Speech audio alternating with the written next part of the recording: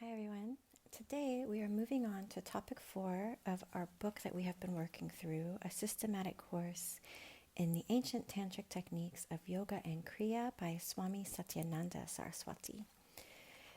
Topic 4 is called Pranayama and Breathing, and it is a portion of the program that we have been working through for lesson 1.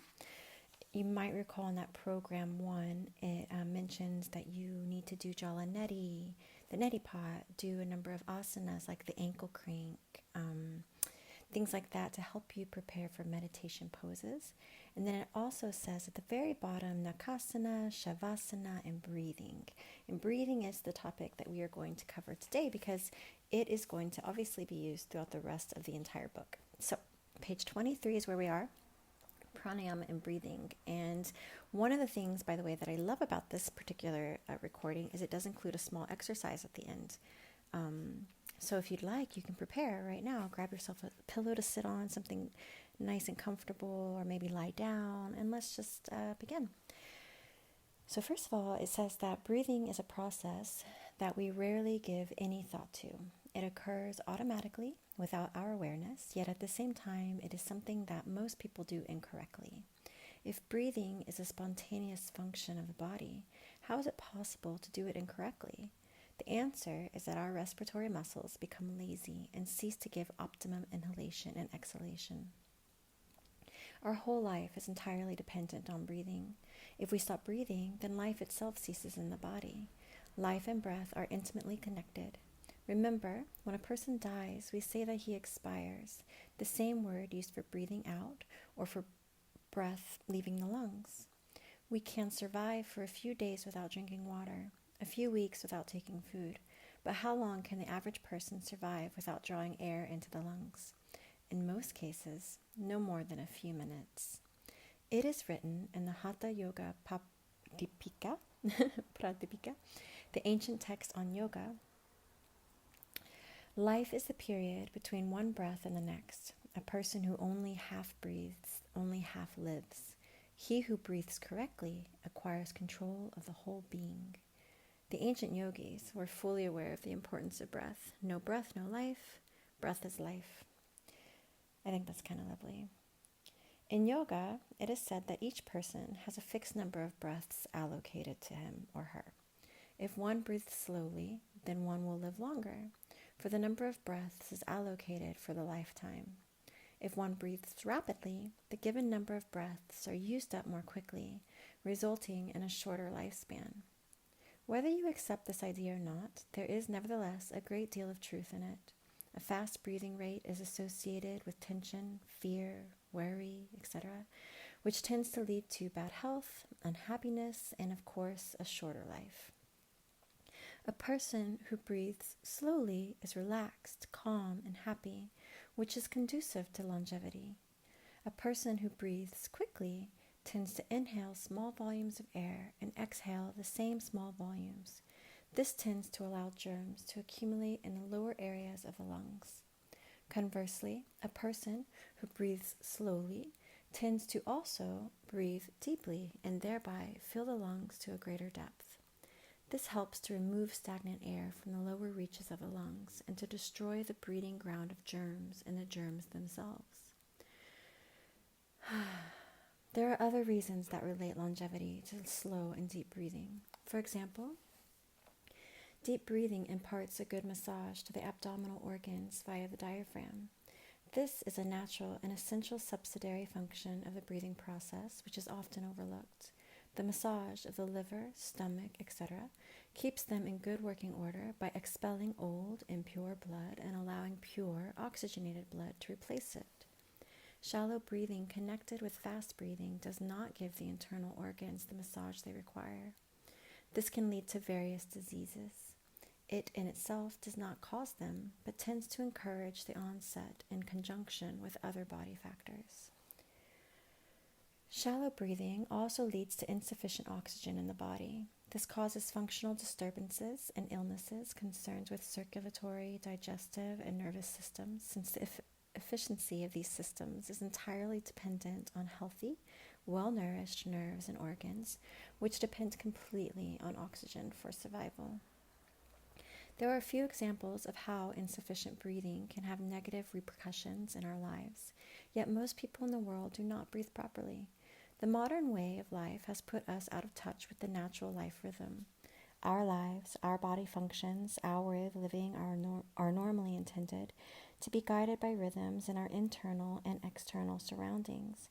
Our heartbeat and breathing rate harmonize with each other to give perfect cooperation under normal situations. Our lives are determined by the rhythms of the daily sunrise and sunset, together with the rhythm of the moon and stars in more subtle ways. Consider animals. Their whole life is, or seems to be, determined by rhythms of nature. Birds migrate according to the seasons. Animals mate and sometimes change their fur or feathers in accordance with seasonal changes. Certain species of fish and eels travel thousands of miles at a certain time of the year to spawn in a particular locality. Science has not yet been able to tell us what causes this, but it seems more than likely that some rhythm of life stimulates or triggers a brain function which automatically makes them follow mixed patterns of behavior. What is it that causes thousands of ants to work in harmony with each other for the benefit of the ant community? There seems to be some rhythm in their actions, which leads to an integrated whole. What this rhythm is, no one knows, yet we can see it when we study the activities of ants or bees or termites, etc. Without this uniformity, there would be complete chaos. It is the same with humans. Our activities should be determined by the natural rhythms around us. We should be in harmony with our surroundings. It is this that is conducive to a happy life. Yet, modern, industrialized, materialistic life has cut us from the influence of these natural cycles. For these reasons, we suffer disease and feel alienated from our surroundings. This is a common feeling among modern people. They cannot relate to life or the things around them. How does all this relate to respiration? During bygone days, man was more receptive to the rhythms of nature. Perhaps he was not aware of many of them, but he nevertheless flowed with them and allowed them to influence him in the way that was intended. This includes even the process of breathing. There was absolutely no need for him to consider whether he was breathing correctly or not. His very way of life was in tune with nature and sufficient to ensure that breathing was correct. His active way of life encouraged the lungs to work at optimum efficiency. His relaxed way of life encouraged correct breathing instead of imposing an almost continual inhibition and unnatural load on the respiratory system as modern man does. Modern man, through fear, competition, and hatred, does not allow the respiratory system to work as it should. We take quick, shallow breaths, which is, in a way, is in accordance with the fast, superficial, modern way of life. Compare this with the life of a farmer, who generally has a good breathing rhythm and consequently good health. His active way of life is conducive to good, deep, and slow respiration. He has the time and inclination to see himself in relationship to nature. He relaxes and tunes in with his surroundings. There are a large number of factors that influence our breathing. For example, if we take a cold shower, automatically we must breathe deeply. It is a conditioned response. Yet most modern people rarely have a cold shower. Instead, they take a hot bath. Ancient man had no choice. A cold, brisk atmosphere encourages deep breathing. Yet modern man spends as little time as possible in the open, preferring to hibernate in air-conditioned and heated apartments. As such, he loses touch with the natural stimulator of rhythmic breathing. Primitive man did not need to be taught how to breathe properly. It happened as an automatic response to his surroundings. In comparison, the surroundings and way of life of modern man does not encourage correct breathing. It is for this reason and today most people have to learn how to breathe properly. They have to relearn what in fact is natural for them. They have to reactivate their nervous reflexes so that their breathing becomes normal and harmonious to life and health. Those people who are very active by nature will probably already breathe correctly. The people we are mainly talking about regarding bad breathing are those persons who spend their life cooped up in an office during the day and in their homes watching television or listening to the radio at night. It is these people who need to be educated to breathe properly. It is the people who develop so much mental tension during their workday that they have absolutely no energy or inclination to do anything active when they return home. Think of how many diseases are caused or at least aggravated by faulty breathing. These include asthma, bronchitis, pulmonary tuberculosis, and large numbers of other ailments indirectly caused by starving our body of the oxygen nourishment that it needs as a result of shallow respiration. Breathing capacities. A person who is reasonably relaxed and sitting inhales and exhales approximately half a liter of air. This is called tidal volume in physiology. At a time, by the way. Now, if that same person expanded his chest and abdomen to the maximum that is possible and thereby drew more air into the lungs, it would be possible for him to draw in approximately an extra 2 liters. This is over and above the normal half liter that can be inhaled. This extra volume of air that can be inhaled is known as inspiratory reserve volume in physiology. If after normal expiration, the chest and abdomen are contracted as much as is comfortably possible, then it is possible to expel an extra 1.5 liters of air from the lungs over and above the half liter that is exhaled during normal respiration. This is referred to as expiratory reserve volume. There is also some air that will remain in the lungs even after the deepest exhalation. This is due to the fact that the lungs can never be fully deflated. The lungs can never be squeezed sufficiently by the chest and the diaphragm to remove all the air. This is known as a residual volume. It is generally in the order of 1.5 liters. Let us compare the normal volume of respiration with the maximum that can be respired. So think about it. We have half a liter of tidal volume plus 2 liters of inspiratory reserve volume plus 1.5 liters of expiratory reserve volume, which equals 4 liters. This gives a total number of 4 liters, which is 8 times the normal volume of inhalation and exhalation.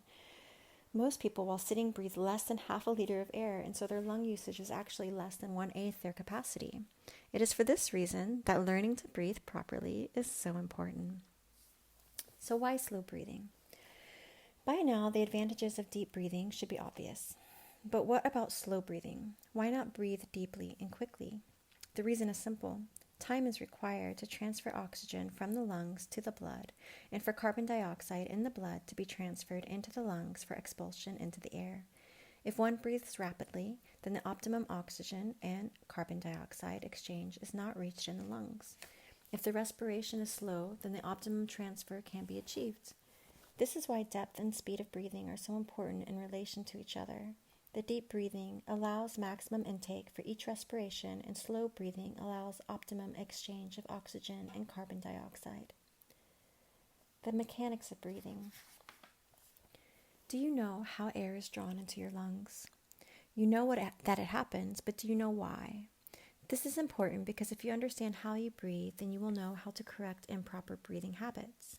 The breathing process functions briefly as follows. Consider the lungs to be 2 very flexible and strong bags, which can be inflated or deflated as air flows in or out of them during inhalation and exhalation, respectively. The lungs have the ability to expand greatly and also can be contracted into a small space. The lungs are surrounded at the top and sides by the thorax or the rib cage, and at the bottom by a very important flat muscle called the diaphragm. The diaphragm separates the abdomen from the lungs. The lungs are not fixed to the diaphragm or the rib cage, but they nevertheless closely follow any change in shape of this enclosure.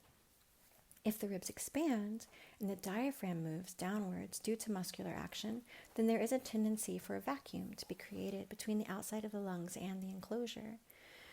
Since a vacuum is not normally tolerated in nature, the lungs automatically expand to fill it.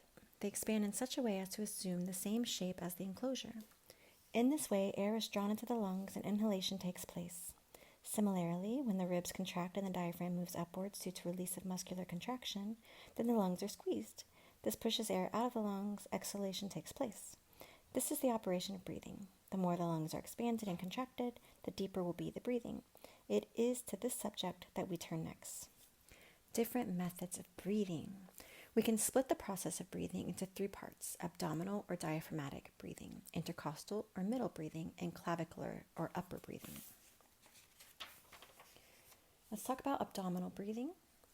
Abdominal breathing. This type of breathing is associated with the movement of the diaphragm and the outer wall of the abdomen. When relaxed, this muscle arches upwards towards the chest. During inhalation, it is flattened as it moves downwards, which compresses the abdominal organs and eventually pushes the front wall of the belly of the abdomen outwards. This movement enlarges the chest cavity downwards, allowing the lungs to expand and thereby draw in air from the surroundings. Relaxation of the muscles which pull the diaphragm downwards allows the diaphragm to move upwards again to reduce the volume in the chest cavity and thereby cause exhalation. This form of breathing draws in the greatest amount of air for the least muscular effort. It is often hampered, however, by tight belts and clothing, which prevent movement of the belly outwards. Middle breathing. This form of breathing is achieved by movement of the ribs. During expansion of the rib cage outwards and upwards by muscular contraction, the lungs are allowed to expand. This results in air being drawn into the lungs from the front side and inhalation taking place. When the muscle which control the movement of the ribs, the intercostals, are relaxed, then the ribs move downwards and inwards. This compresses the lungs and exhalation takes place. Upper breathing. In this case, the inhalation and deflation of the lungs is achieved by raising the shoulders and collarbone. This method requires much effort for little output. Very little air is inhaled and exhaled since this movement cannot change the volume of the chest cavity very much. Women often tend to restrict themselves to this type of breathing by wearing tight bras, sometimes corsets and belts, which restrict the abdominal and middle breathing. Yogic breathing. Yogic or deep breathing combines all these three modes of breathing, abdominal, middle, upper, into one harmonious movement. It is this type of breathing that we are interested in developing, since only yogic breathing can give the maximum inhalation and exhalation of breath. So it's now been 16 minutes and 32 seconds since we began this little recording, and we're about to prepare for our first breathing activity together, or pranayama. The purpose of this practice is to make the practitioner aware of the three different types of respiration and incorporate them into yogic breathing. Do not wear any clothing that will impede movement of your chest and abdomen. Practice on a yoga mat, a folded blanket, a pillow, or lying on a solid floor. This exercise can be performed lying down in shavasana, or it's called corpse pose, or sitting in a cross-legged position, in which case you should make sure that your spine is as straight as possible without straining. Again, you can place a cushion or folded blanket under the buttocks if necessary. And all breathing should be performed through the nose and not through the mouth. The place to practice is in a well-ventilated, clean room with no breeze that might cause you discomfort. So this is separated, like I said, this preparation is separated into 4 parts. Abdominal breathing, and then we move into middle breathing, and then we move into upper breathing, and then we move into yoga breathing. We'll need a few minutes. So if I were you, I would go ahead and sit up or lie down and get comfortable.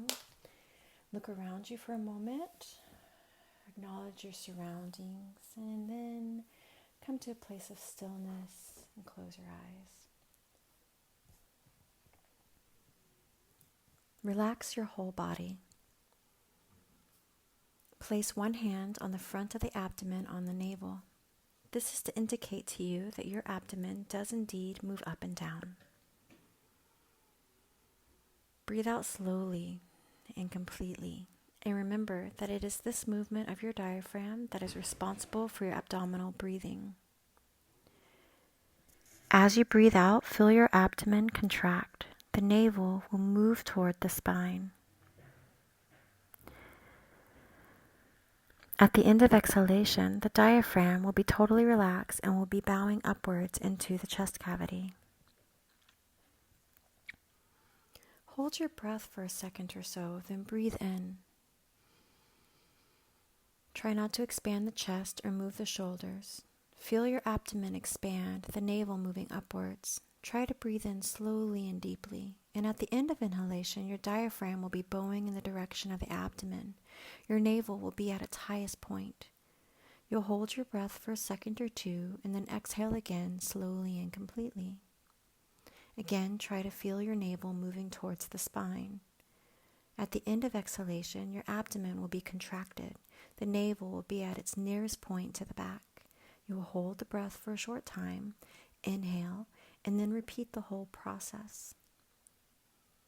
This is abdominal breathing. Continue this practice for 10 to 20 respirations or more if time permits. Again, inhaling into the belly, allowing it to expand outward, the navel moving outwards, holding the breath for a moment or two. And then as you exhale, releasing completely, contracting the abdomen in, the navel in towards the spine, holding the breath for a moment or two. If you'd like, you can pause, do 10 breaths, and then push play. Middle breathing.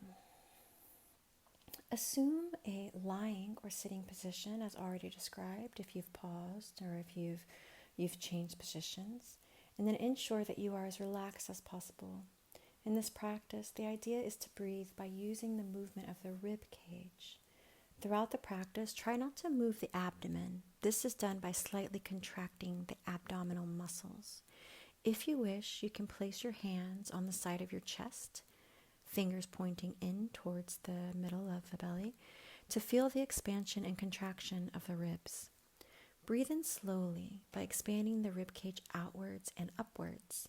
You will find it impossible to breathe deeply because of the limitation on the maximum expansion of the chest. Remember, try not to use the abdomen for inhalation. At the end of inhalation, hold your breath for a second or two, then slowly exhale by contracting the chest downwards and inwards. Keep the abdomen slightly contracted, but without straining.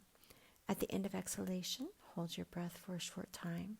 Again, breathe in slowly. Repeat this process 10 to 20 times or more if time permits. So again, we inhale, feel the ribs expand and lift upward, filling up that space beneath the rib cage. Hold the breath for a second or two, and as you exhale, allow the ribs to fall back down and draw inwards, contracting the chest downwards and inwards and pulling the abdomen slightly contracted back in.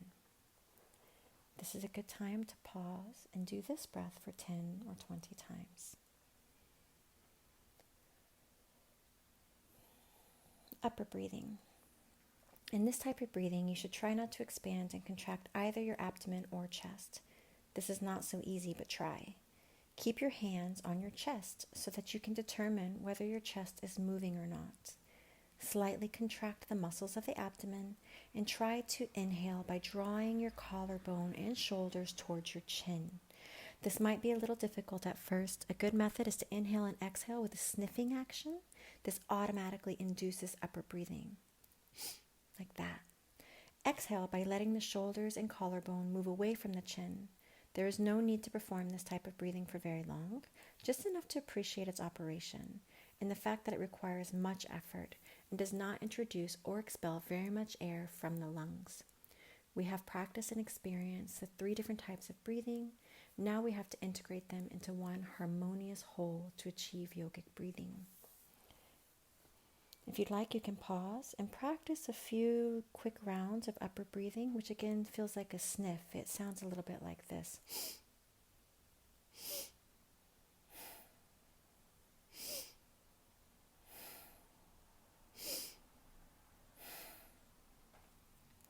You can pause. And if you've returned, now we are moving into yogic breathing. This combination of the 3 types of breathing induces optimum volume of air into the lungs and expels the maximum amount of waste air during exhalation. So here's the technique. We inhale slowly by allowing your abdomen to expand. Try to breathe so slowly that little or no sound of breath can be heard. At the end of abdominal expansion, start to expand your chest outwards and upwards. At the end of this movement, draw your collarbone and shoulders towards your head. This completes one inhalation. This whole process should be one continuous movement, each phase of breathing merging into the next without there being any obvious transition point. There should be no jerks or unnecessary strain. Your breathing should be like the swell of the sea. The rest of the body should be relaxed. Now start to exhale. First, relax your collarbone and shoulders. Then allow your chest to move first downwards towards the feet and then inwards. After this, allow the abdomen to contract. Don't strain, but try to empty the lungs as much as possible by drawing or pulling the abdominal wall as near as possible to the spine. Again, the whole movement should be a harmonious whole. This completes one round of yogic breathing. So I'll repeat it again. You inhale, breathing into the belly, drawing the inhale up into the ribs, drawing the inhale up into the chest, continuing to fill up completely, relaxing the entire body. And as you exhale, you empty from the top down, first relaxing your collarbone, your shoulders, then your chest, and then drawing the abdomen in towards the spine for gentle contraction. And you do up to 5 rounds on your first day of practice. You don't strain. Again, this is a long, slow, little or no sound breath. Inhaling into the belly, the chest, the ribs, the chest, the upper lobes of the lungs, and exhaling from the top down. You can pause here if you'd like, and do up to 5 rounds. If you've returned, every day, increase your practice by 2 rounds, or as time permits. And then, 10 minutes yogic breathing is reasonable length of time to eventually aim at. With enough practice, you will find that the whole movement will occur naturally. No effort will be required. So here's a summary. A few minutes of yogic breathing daily can work wonders. It will make you much less susceptible to illness, and you will acquire more power, vitality, and calmness in your daily activities. Your thinking and clarity of thought will improve. The deep, systematic yogic breathing will tend to retrain breathing nerve reflexes that may have ceased to be active by lack of use. In other words, at present, you might be breathing only from the chest, hardly using the abdomen at all.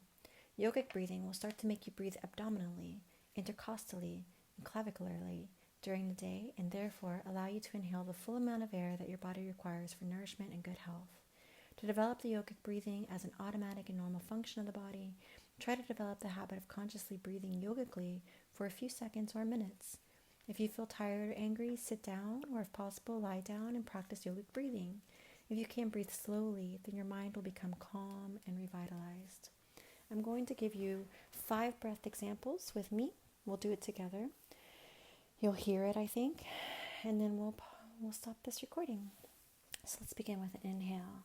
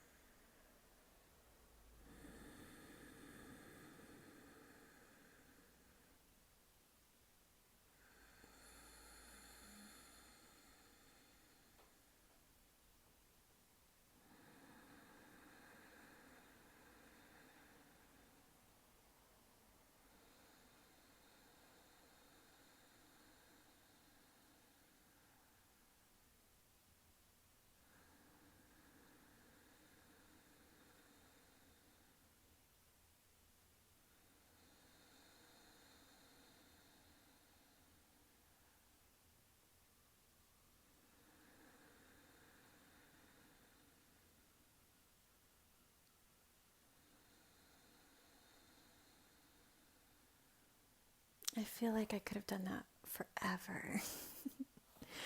I hope you've enjoyed it. Let me know how it went for you. Take care, everybody.